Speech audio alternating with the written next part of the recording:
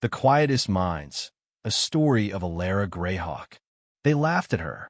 When the teacher tried to humiliate her in front of the class, she did something no one expected. Hidden beneath the ridicule and whispers was a mind sharper than they could ever imagine. In a single moment, she silenced them all. This is the story of Alara Greyhawk, a girl they underestimated. Chapter 1. A Gathering of Winds. The golden California sun dipped low on the horizon, casting a soft honey glow over the backyard of the Greyhawk family home. The scent of orange blossoms mingled with the salty tang of the sea breeze drifting in from the coast. Laughter echoed as children raced across the well-manicured lawn, their joyful shouts blending with the fluttering wings of birds retreating to their nests. It was a rare gathering, one that hadn't happened in years. Alara Greyhawk stood on the outskirts of the yard, her small fingers gripping the hem of her simple navy blue dress. Her dark eyes, deep and thoughtful, scanned the scene unfolding before her. Her cousins, dressed in brightly colored outfits and polished shoes, darted through the garden in gleeful pursuit of hidden treasures. Her uncle, Adrian Greyhawk, had returned from New York City after nearly 5 long years. To celebrate, he had orchestrated a family treasure hunt, a game that had become tradition long before Alara had been born. While her cousins shrieked and giggled, tearing through hedges and flower beds in search of prizes, Alara remained still. She read the clue again, scrawled in looping handwriting on a pale slip of paper. Where stories live and minds grow wide, seek the words where secrets hide. Most of the children ran straight to the toy chest near the garden wall, shouting over each other as they dug through stuffed animals and plastic trinkets. But Alara tilted her head, her dark braid falling over one shoulder. Stories, words, books. Her gaze shifted toward the large oak tree near the patio, where a small wooden bookshelf stood, half forgotten and weather-worn.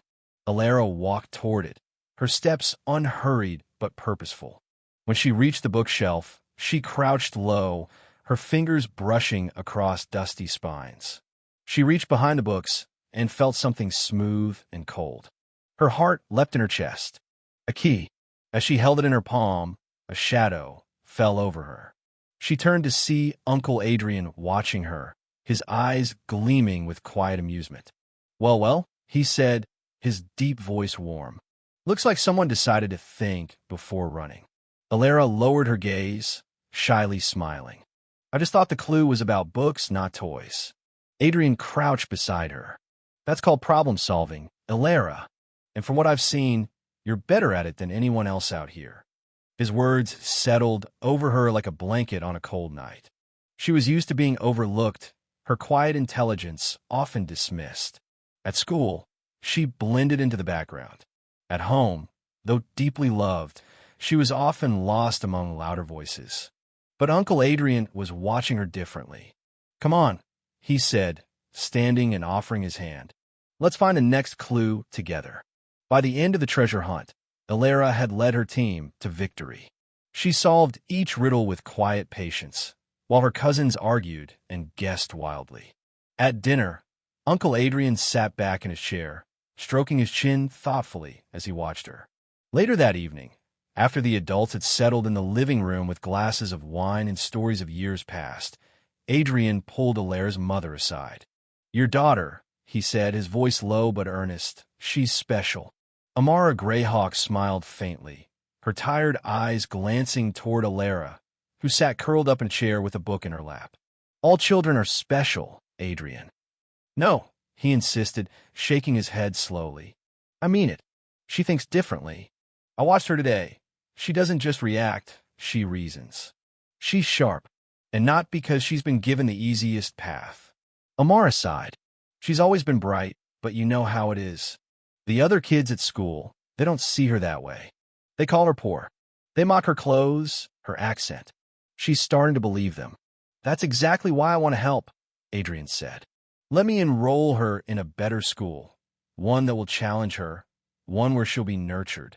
Amara's eyes widened. Adrian, no, that's too much. It's not, he said firmly. She needs a place where she can grow. Chapter 2. Shadows Among Light. Alara's world changed the following week. She stood before the towering gates of Pacific Crest Academy, her second-hand uniform ironed neatly by her mother, her simple canvas backpack slung over one shoulder. Her shoes were polished, though they had seen better days. Her dark braid was tied tightly, as if holding her together. Inside, the academy gleamed under the bright California sun. Red brick walls were softened by ivy creeping up their sides, and tall windows sparkled like mirrors. Students moved through the hallways with practiced ease, their laughter crisp, their conversations punctuated by confident gestures. Alara, however, felt like a shadow among them. "Who's that?" someone whispered as she passed. "Is she the scholarship girl?" came another voice. The first few days were brutal. Two girls in particular, Savannah Aldridge and Lila Kensington, made a game of mocking her. They sneered at her uniform, slightly faded at the edges. They giggled at her accent, mimicking her every word. "Did you buy that uniform?" Lila asked one afternoon. "Or did the school hand it out for free?" Alara said nothing. She swallowed the sting and reminded herself why she was here. The days passed in a haze of silent endurance. She sat in the back of the classroom, her head low. She studied until late at night, her fingers aching from holding her pencil so tightly. But it wasn't only the students who made her feel small. It was also MS. Evelyn Carr, her math teacher. MS. Carr was a tall woman with cold gray eyes and a mouth that rarely smiled. She had the air of someone who believed intelligence was an inheritance, not an effort. Alara tried to remain invisible in MS. Carr's class. She feared drawing attention. But one morning, during literature, she had mispronounced a word while reading aloud. Analogy, MS. Carr corrected with a tight smile. "Perhaps we should stick to simpler words for you, Alara." The class laughed. Alara wished she could disappear. Chapter 3. The Moment of Truth. Days later, in math class, Alara sat at her desk, pencil trembling in her hand. She avoided MS. Carr's gaze, but it was useless. "Alara, MS," Carr said, her voice cutting through the silence like a blade. "Why don't you come up and solve this?" She wrote an equation on the board. 3/6 equals /12. The room filled with snickers. Savannah and Lila whispered loudly, "She probably thinks you just add them together." Alara's legs felt heavy as she rose from her chair and walked to the board. She could feel their eyes boring into her back, waiting for her to fail. MS. Carr handed her the chalk, amusement glinting in her cold gaze. "Go on. We don't have all day." Alara stared at the problem. Her hand shook. The whispers grew louder, like an approaching storm. But then she heard her sister's voice in her memory, Arden, sitting with her late at night, teaching her fractions under the soft glow of their shared lamp. "It's a puzzle, Alara," Arden had said. "The denominator changes, so the numerator has to change the same way." She took a slow breath. 6 times 2 is 12. 3 times 2 is 6. Alara moved her hand, writing the answer steadily.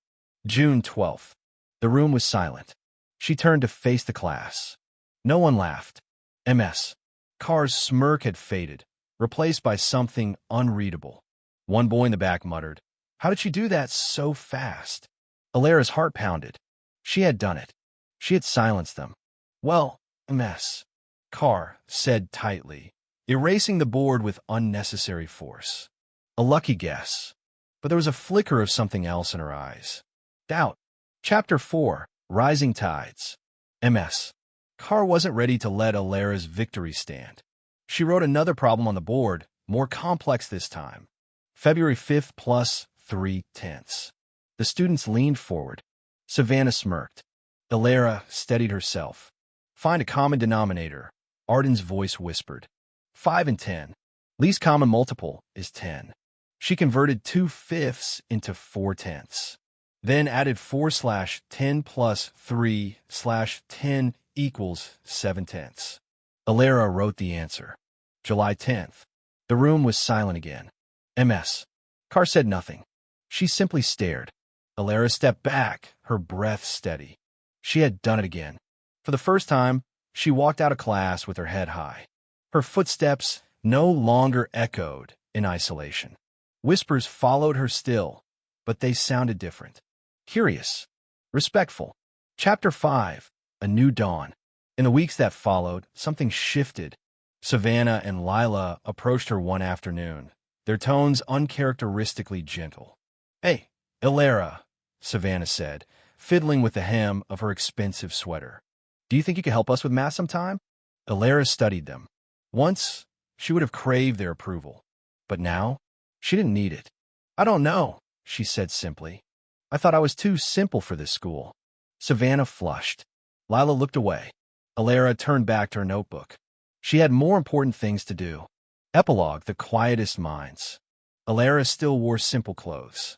She still spoke with her native accent. But now there was something else. Respect. And the best part? She had earned it. Was MS Carr fair to Ilara?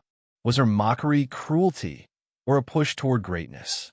And what about her classmates? Would they have respected her if she hadn't proven herself? Let me know what you think. Should we continue Ilara's journey or explore another story of quiet strength? Don't forget to like, subscribe, and share this story with someone who needs to hear it. Because sometimes the world underestimates the quietest minds until they rise.